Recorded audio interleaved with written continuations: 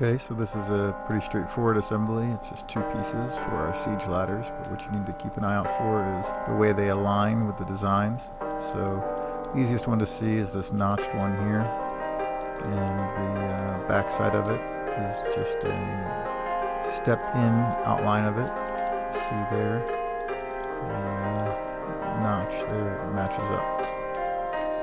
Just to give it support so that it's a little more sturdy, it has two levels. So go ahead and get some glue on here, Loctite professional super glue, and then just line it up as best you can. Focused on the verticals there instead of the horizontals because there's only a few of them.